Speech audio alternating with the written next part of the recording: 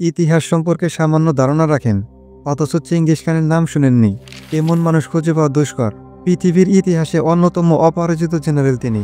তার সমকক্ষ সেনাপতির সংখ্যা মাত্র হাতে গোনা কয়েকজন, যিনি এককভাবে জয় করেছিলেন পৃথিবীর সবচেয়ে বেশি অঞ্চল, এবং যিনি একই সাথে 4 কোটি নিরপরাধ মানুষের মৃত্যুর দায়ী।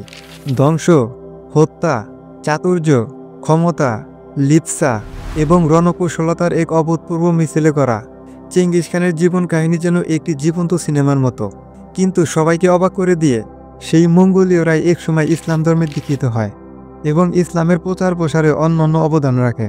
সুতরাং তার ঘটনা বহুল জীবনের রোমাঞ্চকর উত্থান পতন, অচিন্তনীয় ধ্বংসশীলা এবং সর্বশেষে ইসলাম গ্রহণ সম্পর্কে না জানলে ইতিহাসের এক গুরুত্বপূর্ণ অধ্যায় হয়তো আপনার অজানাই থেকে যাবে। তাই চেঙ্গিস খানের জীবনের কিছু বিস্ময়কর তথ্য নিয়ে সাজানো হয়েছে আজকের ভিডিওটি। আর যারা এখনও আমাদের চ্যানেলটি সাবস্ক্রাইব করেননি, তাদের কাছে একটা অনুরোধ, চ্যানেলটি সাবস্ক্রাইব করে পাশে থাকা বেল আইকনটি প্রেস করে দিন। চেঙ্গিসের জন্ম ও জন্মস্থান। মঙ্গোলিয়ার স্টেপ বা তৃণচরণ ভূমিতে জন্ম হয়েছিল। ইতিহাস সৃষ্টিকারী দাপুটে এই বিজেতার ধারণা করা হয় চেঙ্গিসের জন্মস্থান ছিল উত্তর মঙ্গোলিয়ার খিন্তি পর্বতমালার অন্তর্ভুক্ত বুরখান খালদুন পর্বতের খুব কাছে দেলুন বলদাক নামের এক জায়গায়। সেটার জন্ম খুব সম্ভবত 1162 সালে। বলা হয়ে থাকে অনুন নদীর পারে তৃণচরণ ভূমিতেই তার বেড়ে ওঠা। চেঙ্গিস তার প্রকৃত নাম নয়, যদিও সারা পৃথিবীর কাছে তিনি পরিচিত চেঙ্গিস খান নামে।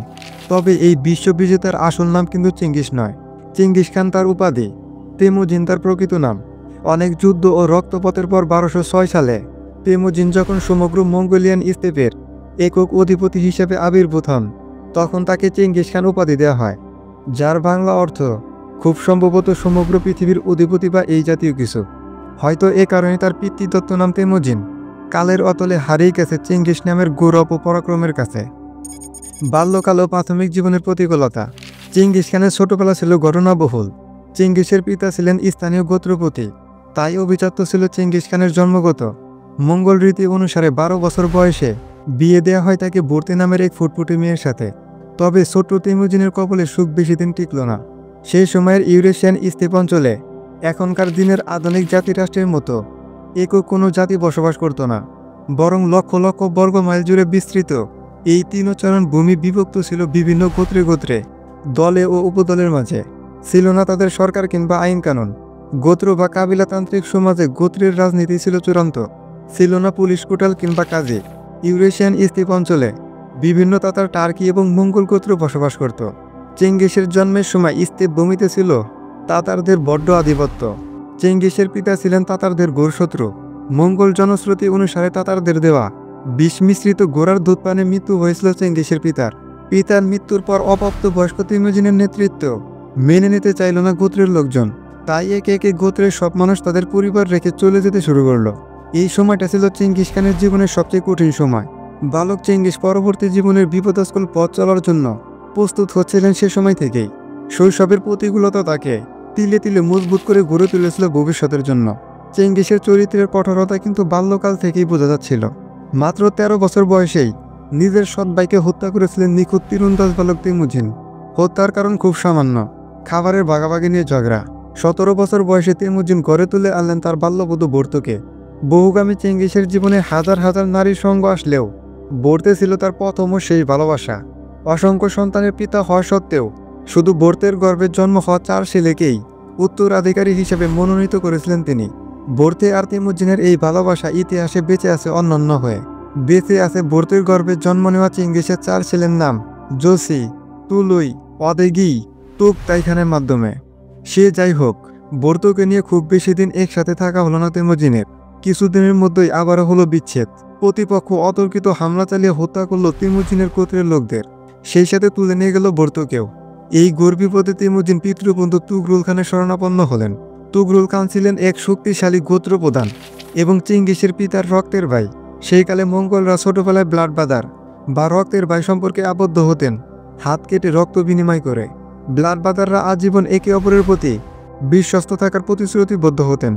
এছাড়াও বর্তকে উদ্ধার করতে চেঙ্গিস সাহায্য চাইলেন তার নিজের রক্তের ভাই জুমুখার কাছে। অবশেষে উদ্ধার করা হলো বর্তকে।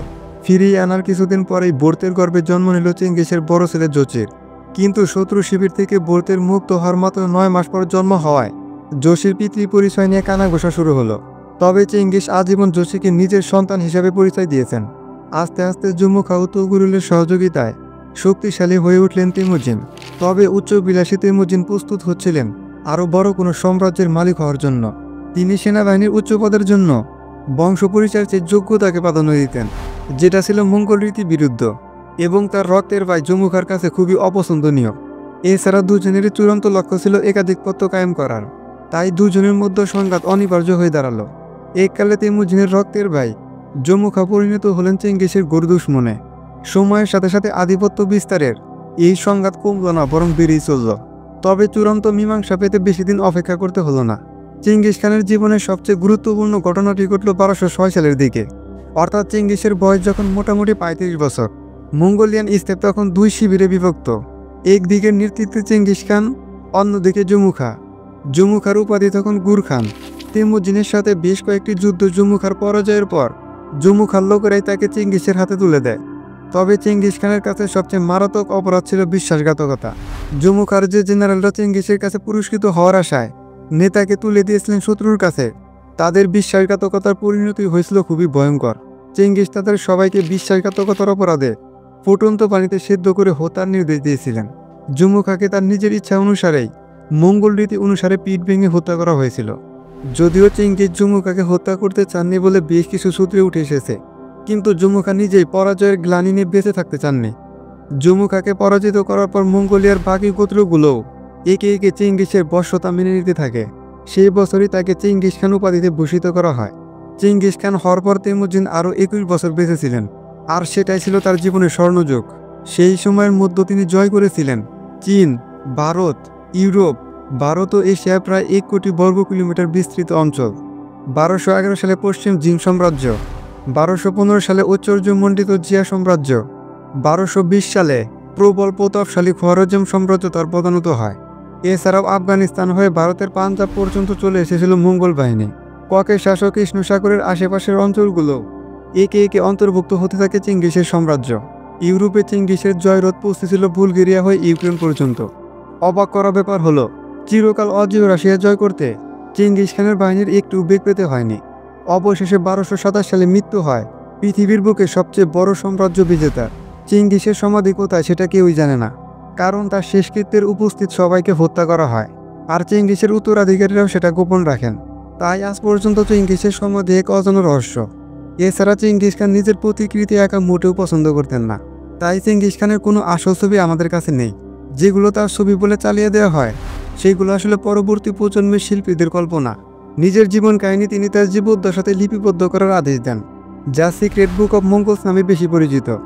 বলতে গেলে রহস্যময় এই মানুষটির জীবন সম্পর্কে জানার একমাত্র বিশ্বস্ত সূত্র এটিই। মঙ্গল বাহিনীর বর্বরতা। চেঙ্গিস খানের রাজ্য জয় করার পদ্ধতি ছিল ভয়াবহ রকমের বিভৎস। কোনো শহর জয়ের আগে সেই শহরের মানুষদের নিঃশর্ত আত্মসমর্পণের আদেশ করা হতো। সেটা না মেনে নিলে শুরু হতো অবরোধ। তারপর এক সময় অনাহার ক্লিষ্ট নগরবাসীর উপর চালানো হতো অতর্কিত হামলা। নারী, পুরুষ, শিশু কেউই মঙ্গল বাহিনীর বর্বরতা থেকে বাঁচতে পারেনি।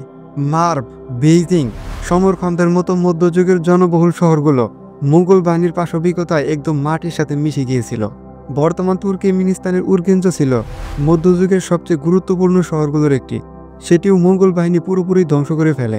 প্রায় 12 লাখ মানুষের এই শহর জয় করার সময় চেঙ্গিসের বাহিনীর 50,000 সৈনিকের প্রত্যেকে গড়ে 24 জন করে নিরীহ মানুষ হত্যার দায়িত্ব দেওয়া হয়েছিল। মঙ্গল বাহিনী যেসব এলাকায় হামলা চালাতো সেগুলো হয়ে পড়তো জনশূন্য। হাজার হাজার বর্গ মাইল জুড়ে বিস্তৃত সভ্যতা পরিণত হতো ভূতুড়ে নগরীতে। আজও সেন্ট্রাল এশিয়ার বেশ কিছু ধ্বংসাবশেষ টিকে আছে মঙ্গল আক্রমণের ভয়াবহতার সাক্ষী হিসাবে।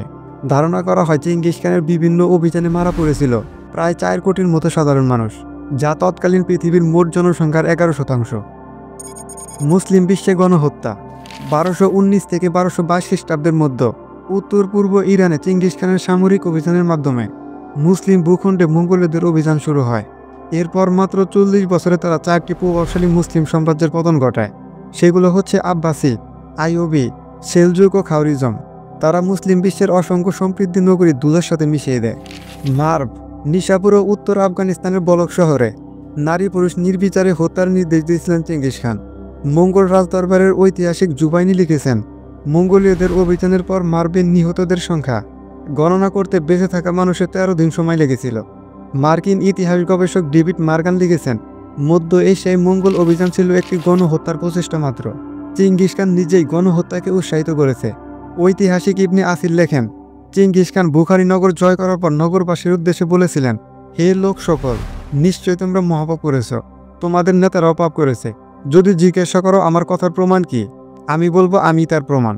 যদি তোমরা পাপ না করতে, তবে আমার মতো শাস্তিকে স্রষ্টা তোমাদের কাছে পাঠাতেন না। 1227 খ্রিস্টাব্দে চেঙ্গিস খানের মৃত্যু হয়। মৃত্যুর আগে তিনি উত্তর চীন ও ইরান দখল করেন। তার মৃত্যুর পর 1236 খ্রিস্টাব্দে পুনরায় মঙ্গোলীয় অভিযান শুরু হয়। দক্ষিণ চীন ও পূর্ব ইউরোপের অভিমুখে তাদের অভিযান পরিচালিত হয়। 1255 খ্রিস্টাব্দে চেঙ্গিস খানের নাতি হালাকু খান মঙ্গোলীয়দের শাসক নিযুক্ত হন। তিনি ইরান থেকে ভূমধ্যসাগর পর্যন্ত বিস্তীর্ণ মুসলিম ভূখণ্ড দখলের উদ্দেশ্যে অভিযান শুরু করে, যার পরিণামে 1258 খ্রিস্টাব্দে বাগদাদের পতন ঘটে। বাগদাদে তারা নজিরবিহীন ধ্বংসযজ্ঞ চালায়। চেঙ্গিস খানের জীবন কাহিনী নিয়ে এত কিছু জানার পর একটি প্রশ্ন সবার মধ্যে আসতে বাধ্য, মানব ইতিহাসে চেঙ্গিসের স্থান কোথায় তাহলে? প্রশ্নটির উত্তর বোধহয় এত সহজ নয়। কোটি কোটি নিরীহ মানুষের হত্যাকারী এক যুবরাজ বর্বর জেনারেলকে আপনি নিছক ঘাতক হিসাবে স্থান দিতে পারবেন না, কারণ চেঙ্গিসের উত্থান পাল্টে দিয়েছিল পৃথিবীর চেহারা, সূচনা করেছিল নতুন এক অধ্যায়ের। তাই যতই ধিক্কার জানানো হোক, চেঙ্গিস খানের ঐতিহাসিক গুরুত্বকে কেউই অস্বীকার করতে পারবে না। আর সেই জন্য চেঙ্গিস পৃথিবীর ইতিহাসে স্থান করে নিয়েছেন ধ্বংস ও রক্তপাতের এক ভয়াল প্রতিশব্দ হিসাবে। তবে মঙ্গলদের কাছে এখনও তিনি দেবতুল্য। চেঙ্গিস খানকে নিয়ে এখনও তারা গর্ব করে। চেঙ্গিস এখনও তাদের একটি অনুপ্রেরণার নাম। মঙ্গোলীয় বাহিনী যেভাবে মুসলমান হলো। আইনের জালতের যুদ্ধে মঙ্গোলীয় বাহিনীর পরাজয়ের পর মঙ্গোলীয় সাম্রাজ্য বিভক্তি দৃশ্যমান হয়ে ওঠে।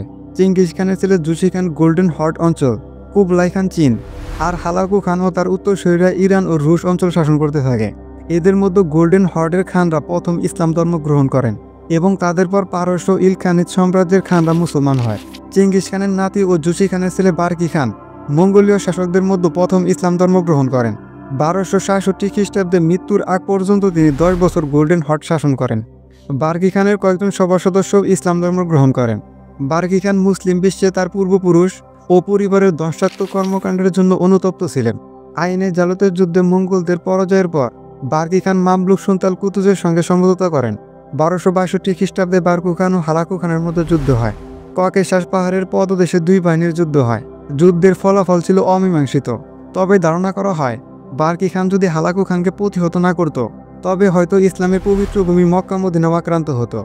বার্কি খানের উত্তরসূরি টরে মস্কে ও উজবেক, যার নামে উজবেকিস্তানের নামকরণ করা হয়েছে, তারাও মুসলিম হয়েছিলেন। ইলখানিদ শাসক ও হালাকু খানের প্রত্যক্ষ উত্তরসূরি গাজান খান ইসলামকে রাষ্ট্রধর্ম ঘোষণা করেন। তিনি 17 জুন 1295 খ্রিস্টাব্দে শায়েখ সদরউদ্দিন ইব্রাহিম হামাবি এর হাতে ইসলাম ধর্ম গ্রহণ করেন। মুসলিম হওয়ার পর মাহমুদ গাজন নাম ধারণ করেন। যদিও গাজান খানের সঙ্গে আঞ্চলিক মুসলিম শাসকদের রাজনৈতিক বিরোধ ছিল, তবে তিনি ইসলামিক জ্ঞানচর্চা ও ধর্মীয় প্রতিষ্ঠানগুলোকে পৃষ্ঠপোষকতা করতেন। সংখ্যালঘুদের প্রতিও তিনি ছিলেন অত্যন্ত উদার। সবাই তার রাজ্যে স্বাধীনভাবে ধর্ম পালনের সুযোগ পেত। তৃতীয় দাফে ইসলাম ধর্ম গ্রহণ করেন চাগতাই খানাতের শাসক তারমি শিরিন খান। কিন্তু ইসলাম ধর্ম গ্রহণ করায় তিনি বৌদ্ধ ও ট্রিঙ্গিস মঙ্গলদের ক্ষোভের শিকার হন এবং তারা তাকে হত্যা করে। তবে তারপরে তুগলক তৈমুর খান ইসলাম ধর্ম গ্রহণ করেন এবং মধ্য এশিয়া একটি শক্তিশালী মুসলিম সাম্রাজ্যের গোড়াপতন ঘটান। তিনি তার সাম্রাজ্য পাকিস্তানের লাহোর পর্যন্ত বিস্তৃত করেন। তৈমুরের বংশধর সম্রাট জহিরুদ্দিন বাবর ভারতবর্ষে মোগল সাম্রাজ্যের গোড়াপতন করেন। এভাবে যে চেঙ্গিস নিজেকে মুসলমানের জন্য ঈশ্বরের শাস্তি দাবি করেছিলেন, তার উত্তরসূরিরাই ইসলামের সেবকে পরিণত হয়। মাত্র 150 বছরের মধ্যেই তার সাম্রাজ্যের 4 ভাগের 3 ভাগই মুসলিম সাম্রাজ্যে পরিণত হয়। বন্ধুরা, এই ছিল চেঙ্গিস খান ও তার উত্তরসূরিদের সংক্ষিপ্ত ইতিহাস।